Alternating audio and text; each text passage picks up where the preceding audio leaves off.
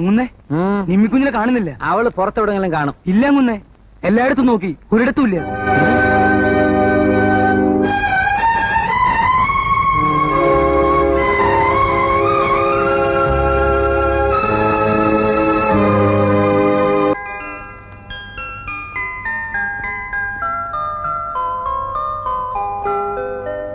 നാലാളെ വിളിച്ച് പന്തല് കെട്ടി സദ്യ ഒരുക്കി കേമമായി നടത്തേണ്ട ഒരു കല്യാണം ചുളുവിൽ ഒതുക്കിന്ന് കരുതണ്ട കേട്ടോ. ഞങ്ങളുടെ വീതം ഞങ്ങൾക്ക് കിട്ടിയേ തീരും. ഒരു ഉഗ്രൻ ചെലവ് ഏറ്റിരിക്കുന്നു. അല്ല, ഏറ്റു പറഞ്ഞാൽ പോരാ, ഏറ്റതായിരിക്കണം. അല്ലെങ്കിൽ ഇതേ ഞങ്ങളെ സാക്ഷ്യപ്പെട്ടത് ഞങ്ങളും കാലു മാറും. പറഞ്ഞില്ലാതെ വേണ്ട.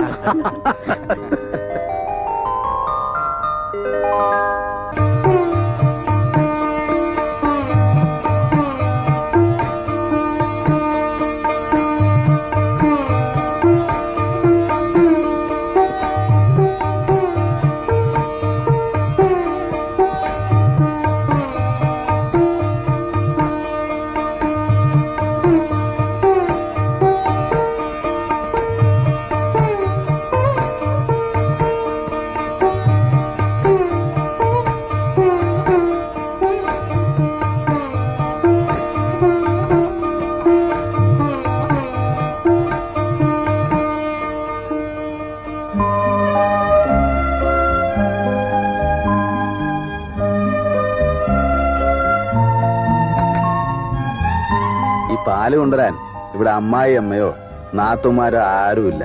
അതുകൊണ്ടാണ് ഞാൻ തന്നെ കൊണ്ടുവന്നത്. ഏതായാലും ആ ചടങ്ങം കഴിഞ്ഞല്ലോ.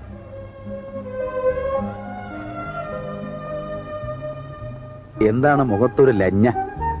അല്ല, നവവധുവിന് ഒരു അല്പം ലജ്ജയൊക്കെ ഉള്ളത് നല്ലതാണ്. നിമി, സത്യം പറയും, ഡാരിയെ ധിക്കരിച്ച് എന്റെ കൂടെ ഇറങ്ങിപ്പോകുന്നതിൽ വിഷമം തോന്നുന്നുണ്ടോ?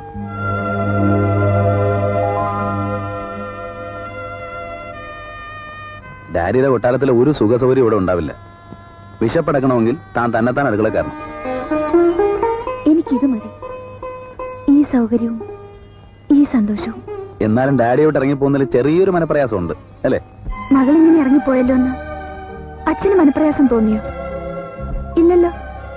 പിന്നെ ഞാൻ മാത്രമായിട്ട് എന്തിനാ പ്രയാസപ്പെടുന്നത്? ജോർ ചുണക്കുട്ടി എന്ന് പറഞ്ഞാൽ ഇതുപോലെ ഇരിക്കണം. എടോ നിമി, താൻ നോക്കിക്കോ, നമ്മുടെ ഈ കൊച്ചു വീട്, നമ്മുടെ ഈ കൊച്ചു ലോകം തന്റെ തന്തപ്പടിക്ക് 7 ജന്മം തപസ്സിരുന്നാലും സങ്കല്പിക്കാൻ പറ്റാത്ത ഒരു കൊട്ടാരമാക്കി നമ്മൾ മാറ്റും. അല്ല, കാര്യങ്ങൾ ഇത്രയൊക്കെ ആയ സ്ഥിതിക്ക് ഈ ലൈറ്റ് നമ്മളിങ്ങനെ ഇട്ടുകൊണ്ടിരിക്കുന്നത് അത്ര ശരിയല്ലല്ലോ. നമുക്കൊന്ന് നോക്കികളെ.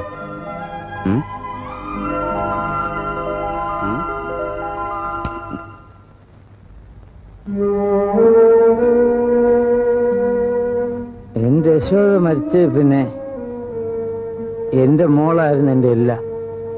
നിന്നി രാപകലില്ലാതെ കഷ്ടപ്പെട്ട് ഈ കണ്ട സ്വത്ത് മുഴുവൻ ഞാൻ ഉണ്ടാക്കിയത് അവക്ക് വേണ്ടിയാ, അവക്ക് വേണ്ടി മാത്രം. എനിക്ക് അവള് മാത്രമേ ഉണ്ടായിരുന്നുള്ളൂ. എന്നിട്ട് അവൾ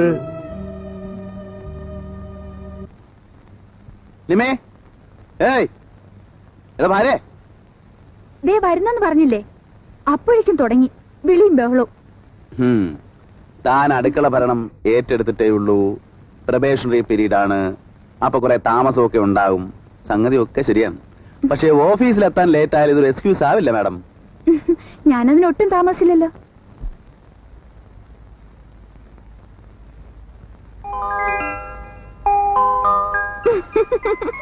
വെപ്രാളം കൂട്ടിയിട്ട് ബട്ടൺസ് ഇട്ടിരിക്കുന്ന കണ്ടില്ലേ? ഷെടാ, ഇക്കണ്ട നാള് മുഴുവൻ ഞാൻ യൂണിഫോം ഇട്ടിട്ട് സംഭവിക്കാത്തതാണല്ലോ ഇത്. പിന്നെ ഇപ്പൊ ഇതെങ്ങനെ സംഭവിച്ചു?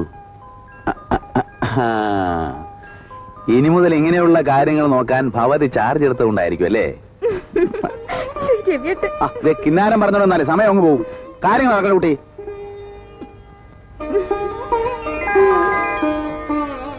ബാക്കി സായങ്കാലം. ഓക്കെ?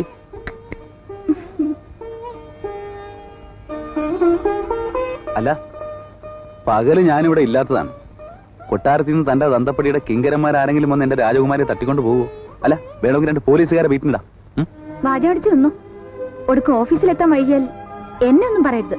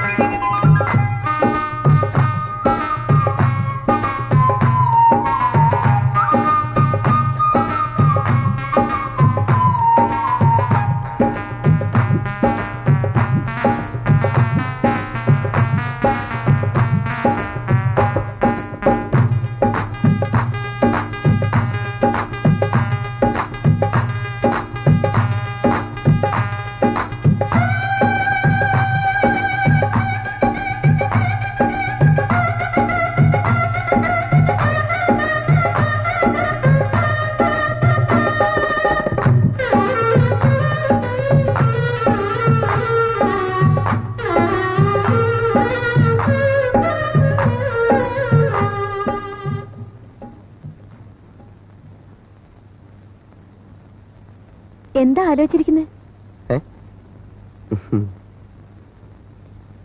ഞാനൊരു സ്വപ്നം കാണുകയായിരുന്നു. എന്ത് സ്വപ്നം? എന്റെ ബേബി തട്ടവും ചേലയും ഇട്ട് ഭയങ്കര സ്റ്റൈൽ, ഒരു വലിയ പാത്രം നിറയെ നെയ്ച്ചോറും പത്തിരി, ചുറ്റും ഞാനും പിന്നെ ഒരു 1/2 ഡസൻ മക്കളും. 1/2 ഡസനോ? കണക്കായി പോയി. എവിടുന്നെടുത്ത് ചെലവിന് കൊടുക്കും? അതിനല്ലേ പടച്ചോനുള്ളത്. ശരി ശരി, കിടന്നുറങ്ങാൻ നോക്ക്, സമയം ഒരുപാടായി. അങ്ങനെ അങ്ങ് പോയാലോ? ദേ വേണ്ട വേണ്ട, നമ്മുടെ കരാർ ഓർമ്മയില്ലേ? എന്ത് കരാറ്? സ്ഥിരമായിട്ടൊരു ജോലി കിട്ടുന്നവരെ ഒന്നും വേണ്ടാന്ന്. എന്നാ ഒരു കാര്യം ചെയ്യാം, ആ മുറ്റത്തൊരു കട്ടിലിട്ട് ഞാൻ ചുരുണ്ടുകൂടി അവിടെ എങ്ങാനും കിടന്നോളാം. ഒരു നശിച്ച കരാർ. ഈ വായിൽ നാക്കില്ലായിരുന്നെങ്കിൽ പണ്ടേ കുറുക്കം കൊണ്ടുപോയനെ.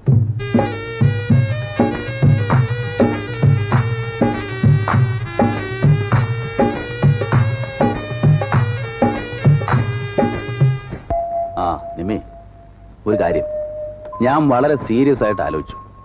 എന്റെ ജോലി എന്ന് പറഞ്ഞ കടലിലും കപ്പലിലും കരയിലും കള്ളന്മാരുടെ പുറകെയുള്ള അലച്ചിലാണ്. വലിയ സുഖമുള്ള ഏർപ്പാടല്ലെന്ന് സാരം. ഒന്നും ഉണ്ടായിട്ടല്ല, എന്നാൽ ഒരു സേഫ്റ്റി. താൻ ഏതായാലും 2nd ഇയർ വരെ എത്തി. 1 കൊല്ലം കൂടെ ഒന്ന് മെനക്കെട്ടാൽ ആ ഡിഗ്രി ഞാൻ കയ്യിലെടുക്കാം. അയ്യോ, ഇനി കോളേജിൽ പോവാനോ? ഞാനില്ല. കോളേജിൽ പോകാൻ മടിയാണെങ്കിൽ വീട്ടിലിരുന്ന് പഠിക്കാം. പ്രൈവറ്റ് ആയിട്ട് കംപ്ലീറ്റ് ചെയ്താൽ മതി. ഒരു ഡിഗ്രി കയ്യിലുള്ളത് എപ്പോഴും നല്ലതാണ്. എവിടെയെങ്കിലും ഒരു ജോലിക്ക് ശ്രമിക്കേണ്ടി വന്നാൽ ഒന്നുമല്ലെങ്കിലും ഒരു ഉറപ്പല്ലേ. പഠിച്ചാൽ എന്റെ തലയിലൊന്നും കേറൂല രവിയേട്ടാ. തലേ കയറൂലേ? പഠിക്കുന്ന കാര്യങ്ങൾ വെച്ച് ബാക്കി എല്ലാം നിന്റെ തലേ കയറുന്നുണ്ടല്ലോ. അപ്പൊ മനസ്സ് വെച്ചാൽ ഇതും കയറും.